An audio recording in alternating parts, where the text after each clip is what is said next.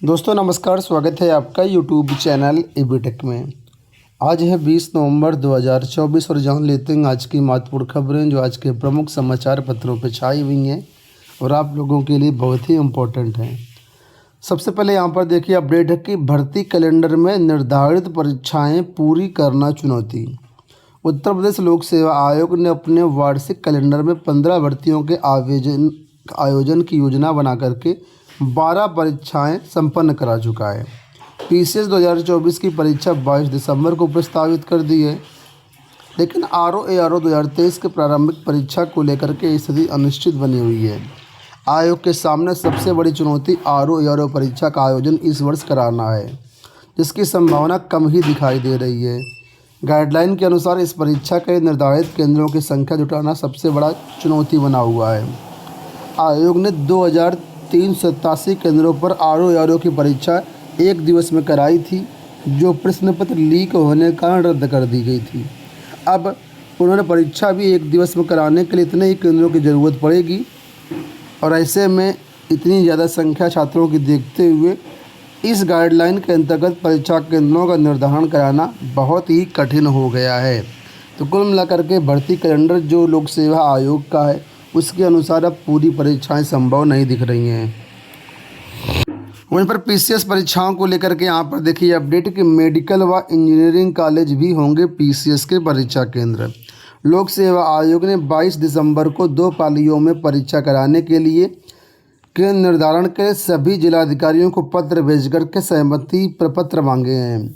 इस बार मेडिकल व engineering college केंद्रीय और राज्य विश्वविद्यालय और उनके घर संगठक महाविद्यालय भी परीक्षा केंद्र बनाए जाएंगे।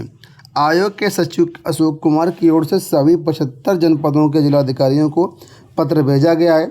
इसका मतलब है कि आयोग पहली बार यूपी के सभी जिलों में पीसीएस परीक्षा कराने जा रहा है। अगर कम जनपदों में पर्याप्त परीक्षा केंद्र उपलब्ध हो जाते हैं तो परीक्षा कराने वाले जिलों की संख्या भी कम हो जाएगी। तो इस बार जो है परीक्षा सेंटर मिल नहीं रहे नई गाइडलाइन के अनुसार, और इसी वजह से यहाँ पर जो है मेडिकल कॉलेज इंजीनियरिंग कॉलेज को भी परीक्षा केंद्र बनाए जाने के लिए पत्र भेजा गया है। यहाँ देखिए अपडेट कि रोडवेज में 7188 चालकों की संविदा पर होगी भर्ती। परिवहन मंत्री दयाशंकर सिंह ने बताया कि विभाग में 7188 चालकों की संविदा भर्ती की जाएगी। इसके लिए विभिन्न निगमों में रोजगार मेले का आयोजन होगा। ये मेला 28 नवंबर से 10 दिसंबर तक चलेगा। उन्होंने बताया कि 28 नवंबर को नोएडा, आगरा, मुरादाबाद, लखनऊ एवं गोरखपुर में रोजगार मेला लगेगा। 2 दिसंबर को कई जनपदों में लगेगा, इसके बाद 6 दिसंबर को कई जनपदों में लगेगा और लास्ट में 10 दिसंबर को झांसी, कानपुर, चित्रकूट, बांदा, प्रयागराज में लगेगा। तो जो भी यहाँ पर इच्छुक हैं वो लोग यहाँ पर रोजगार मेले में जा कर के यहाँ पर जॉब ले सकते हैं। अगली देखो यहाँ पर अपडेट है यूजीसी नेट को लेकर के। कल 19 नवंबर को ये देखिए नोटिस जारी की गई और इसमें पूरा कार्यक्रम यहाँ पर आपके सामने दिया गया है।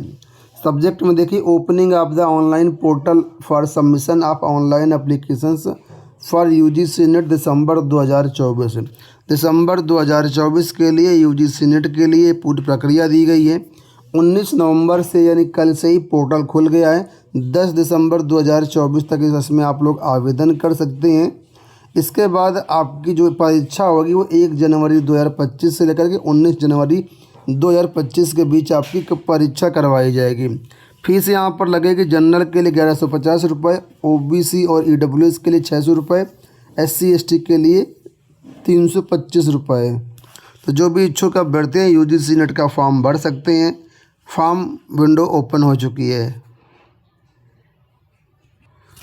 संयुक्त शोध प्रवेश परीक्षा के 27 विषयों के रिजल्ट घोषित।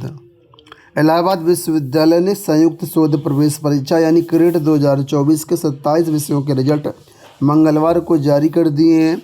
16 विषयों के परिणाम विश्वविद्यालय के अलगे सप्ताह जारी करेगा, मतलब नेक्स्ट वीक होगा शायद। जिन विषयों के रिजल्ट जारी किए गए वो इसी महीने विभाग को भेज दिए जाएंगे। लेवल 2 के लिए चयनित छात्र 2 दिसंबर से विभाग में संपर्क करें। अभ्यर्थी अपने परिणाम स्कोर कार्ड विश्वविद्यालय की आधिकारिक वेबसाइट से देख सकते हैं और डाउनलोड कर सकते हैं। 27 विषयों का परिणाम जारी हो गया है। 16 विषयों का नेक्स्ट वीक जारी होने की संभावना है।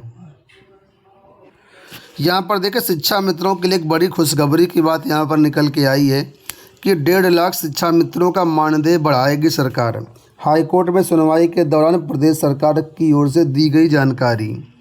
तो प्रदेश के परिषदीय प्राथमिक विद्यालयों में काम कर रहे लगभग 1.5 लाख शिक्षा मित्रों का मानदेय सरकार बढ़ा सकती है। राज्य सरकार की ओर से वित्त विभाग को इस संबंध में भेजा गया प्रस्ताव है। इलाहाबाद हाईकोर्ट में शिक्षा मित्रों को सम्मानजनक मानदेय दिए जाने को लेकर के दाखिल अवमानना याचिका पर सरकार की ओर से ये जानकारी दी गई है। मंगलवार को सुनवाई के दौरान राज्य के वकील ने कोर्ट को बताया कि लगभग 1,50,000 शिक्षा मित्रों के मानदेय वृद्धि से सरकारी खजाने पर काफ़ी भार पड़ेगा, इसलिए वित्त विभाग को सहमति के लिए रिपोर्ट भेजी गई है। वाराणसी के विवेकानंद की अवमानना याचिका पर न्यायमूर्ति पीयूष अग्रवाल की सुनवाई पीठ कर रही है। याचिका के अधिवक्ता सत्येंद्र चंद्र त्रिपाठी ने बताया कि 2023 में शिक्षा मित्रों को समान कार्य के लिए समान वेतन की मांग करते हुए एक याचिका दाखिल की गई थी। याचिका निस्तारित करते हुए न्यायालय ने कहा कि शिक्षा मित्रों को दिया जाने वाला मानदेय काफ़ी कम है। कोर्ट ने सरकार को निर्देश दिया था कि एक समिति का गठन किया जाए, वित्तीय इंडेक्स के अनुसार जीवन जीने के लिए एक सम्मानजनक मानदेय निर्धारित किया जाए। इस आदेश का पालन नहीं किए जाने पर अवमानना याचिका दाखिल की गई है। तो कुल मिलाकर सरकार ने यहाँ पर कहा है कि नहीं, हम सम्मानजनक जो मानदेय है वो देंगे। अब कितना देगी ये चीज़ें तो अभी क्लियर नहीं है, लेकिन उम्मीद है कि सरकार मानदेय आप लोगों का बढ़ा सकती है। 69,000 शिक्षक भर्ती से जुड़ी हुई यहाँ पर देखिए अपडेट है कि इसकी सुनवाई आज 69,000 शिक्षक भर्ती मामले की बुधवार को सुप्रीम कोर्ट में सुनवाई होगी। इससे अभ्यर्थियों को उम्मीद है कि उनके मामले में निर्णय होगा और उन्हें जल्द न्याय मिलेगा। पिछली कई तारीखों पर सुनवाई नहीं हो सकी है, इससे प्रभावित अभ्यर्थी निराश हैं। पहले सुनवाई की प्रस्तावित तारीख जो 19 नवंबर थी, अब बदल करके 20 नवंबर को हो गई है। 69,000 शिक्षक भर्ती मामले में 13 अगस्त को लखनऊ हाईकोर्ट के डबल बेंच ने नई सूची बनाकर आरक्षण नियमों का पालन करते हुए नई सूची जारी करने का निर्देश दिया था। इसे आरक्षित वर्ग के अभ्यर्थियों द्वारा सुप्रीम कोर्ट में चुनौती दी गई है। वहीं आरक्षित वर्ग के अभ्यर्थी सरकार से इसका पालन किए जाने के लिए मांग कर रहे थे, किंतु इस पर निर्णय नहीं हो पाया और अब इस मामले की सुनवाई सुप्रीम कोर्ट में चल रही है। यूपी बोर्ड से यहाँ पर अपडेट है कि प्रमुख विषयों के बीच रहेगा अंतर, तैयारी का मिलेगा मौका। यूपी बोर्ड की परीक्षाएं 24 फरवरी 2025 से स्टार्ट हो रही हैं। परीक्षा के दौरान प्रमुख विषयों के बीच 2 से 3 दिन का अंतर किया गया है। कुछ विषयों में से ज़्यादा भी अंतर है।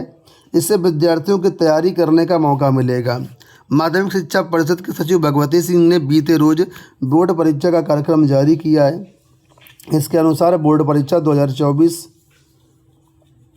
24 फरवरी से स्टार्ट होकर के 12 मार्च तक चलेगी। परीक्षा का कार्यक्रम आप लोगों ने देखा होगा, नहीं देखा तो हमारे टेलीग्राम पर अवेलेबल है, वहाँ से आप लोग देख सकते हैं। दोस्तों ये हो गई आज की सारी सूचनाएं। इस वीडियो में इतना ही। धन्यवाद।